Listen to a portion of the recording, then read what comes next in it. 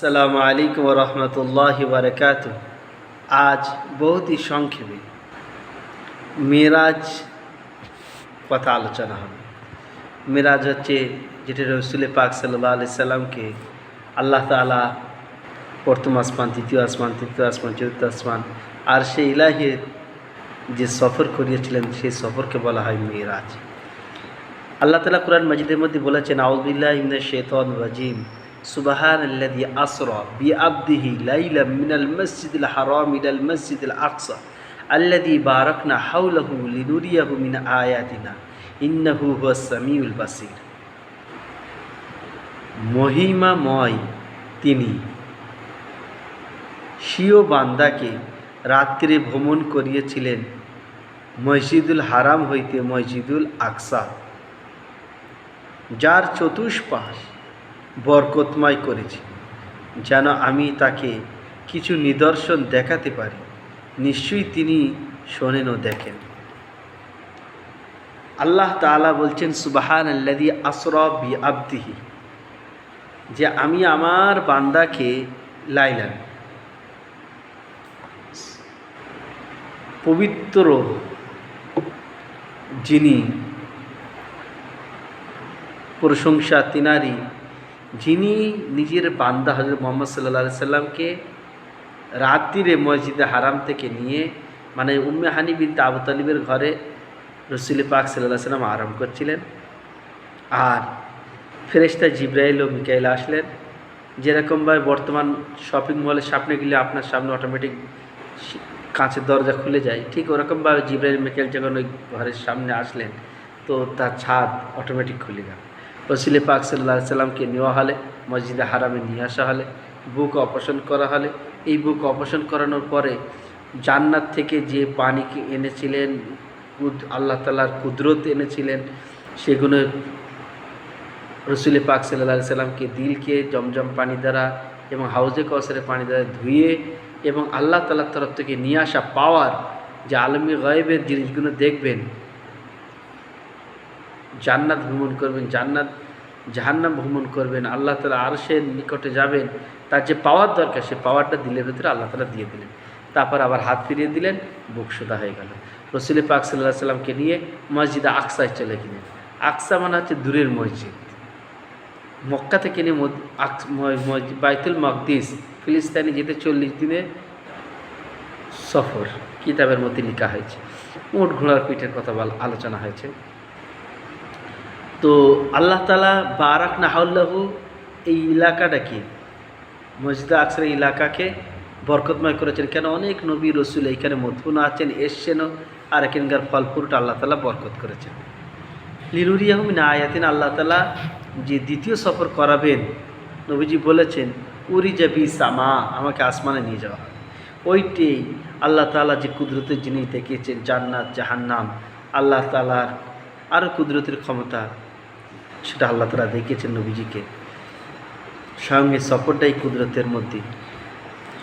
তো আল্লাহ তাআলা প্রথম আসমানে হযরতে রসুল পাক সাল্লাল্লাহু আলাইহি ওয়াসাল্লামকে নিয়ে যাওয়ার জন্য আদেশ দিলেন। বাইতুল মাকদিস থেকে বুরাকের ওপরে বসলেন। বুরাকে বসে প্রথম আসমানে কিনে জিবরাইল আলাইহিস সালাম আওয়াজ দিলেন, দরজা খটখটালেন। বলেন কে? বলেন আমি জিবরাইল। ওর সঙ্গে কে? মুহাম্মদ রাসূলুল্লাহ। ডাকা হয়েছিল? জি হ্যাঁ। ওইখানে হযরত আদম আলাইহিস সালামের সঙ্গে দেখা হয় প্রথম আসমানে। দ্বিতীয় আসমানে যাওয়া হলে ওইখানে ঈসা ইয়াহইয়া আলাইহিস সালামের সঙ্গে দেখা হয়। তৃতীয় আসমানে যাওয়া হলো ওইখানে ইউসুফ আলাইহিস সালামের সঙ্গে দেখা হয়।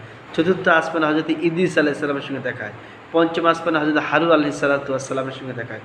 ছটা আসমানে, 6 নম্বর আসমানে হযরত মুসা আলাইহিস সালামের সঙ্গে দেখা হয়। সপ্তম আসমানে হযরত ইব্রাহিম আলাইহিস সালামের সঙ্গে দেখা হয়। রসুল পাক সাল্লাল্লাহু আলাইহি সাল্লামের সঙ্গে যখন হযরত আদম আলাইহিস সালামকে দেখানো হলে, মুলাকাত করানো হলে, তো আদম আলাইহিস সালাম ডান দিকে ঘুরছেন তো হাসছেন, মুস্কে হাসছেন, বাঁ দিকে তাকাচ্ছেন তো মনটা খারাপ করছেন, দুঃখ করছেন। ইব্রাহিম আলাইহিস সালামকে জিজ্ঞাসা করার বলা হলো যে বাঁ দিকে ওনার সমস্ত সন্তানদের, যারা বদমাইশ শরীয়ত বিরোধী চলেছে দুনিয়াতে, তাদের মারপিটকে দেখছেন। আর ডান দিকে দেখছেন যে তার সমস্ত সন্তান যারা শরীয়ত অনুসারে চলেছেন, তারা যে আরাম আয়েশের মধ্যে আছে, তাদেরকে দেখে উনি মুস্কে হাসছেন। আল্লাহ তাআলা তারপরে 7 নম্বর আসমান থেকে পার হয়ে হযরতে জিবরাইল আলাইহিস সালাম সিদরাতুল মুনতাহা পর্যন্ত পৌঁছালেন। ওইখানে গিয়ে বললেন যে আল্লাহ তাআলার এই সিদরাতুল মুনতাহাকে বর্ডার করেছেন সমস্ত মখলুকাতের জন্য। তো এই মখলুকাত এই পর্যন্ত এসে আর কোনো মখলুকাতের ওপরে যাওয়ার পারমিশন নেই। আল্লাহ তাআলা যাকে পারমিশন দেন সেই যেতে ওই আপনাকে পারমিশন দিয়েছেন, এখানে রফ আসবে, আপনি যদি বসবেন আল্লাহ তাআলার দরবারে পৌঁছে দেবেন। রসুল পাক সাল্লাল্লাহু আলাইহি সাল্লাম গেলেন, আল্লাহ তাআলার দরবারে গিয়ে পড়া হাজিরা দিয়ে বললেন, আত্তাহিয়াতু লিল্লাহি ওয়াস সালাওয়াতু ওয়াত তাইয়্যিবাত, সমস্ত প্রশংসা আল্লাহ তাআলার জন্য, মা জানি মালি ইবাদত সমস্ত রকম। তারপরে রসুল পাক সাল্লাল্লাহু আলাইহি সাল্লামকে আল্লাহ তাআলা বললেন, আসসালামু আলাইকা আইয়ুহান নবী ওয়া রাহমাতুল্লাহি ওয়া বারাকাতুহু, সমস্ত দরুদ ও সালাম আমার নবী মুহাম্মদ রাসূলুল্লাহ।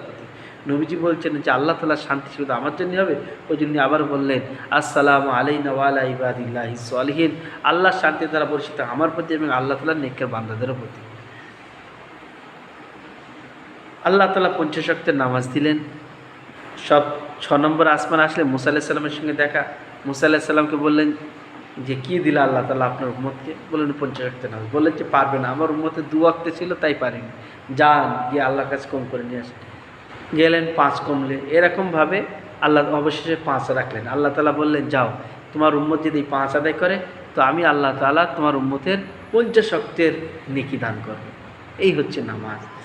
মুসা আলাইহিস সালামের কাছে আবার আসলেন রসুল পাক সাল্লাল্লাহু আলাইহি সাল্লাম, তো বললেন যে কী হলো? বললেন যে 5।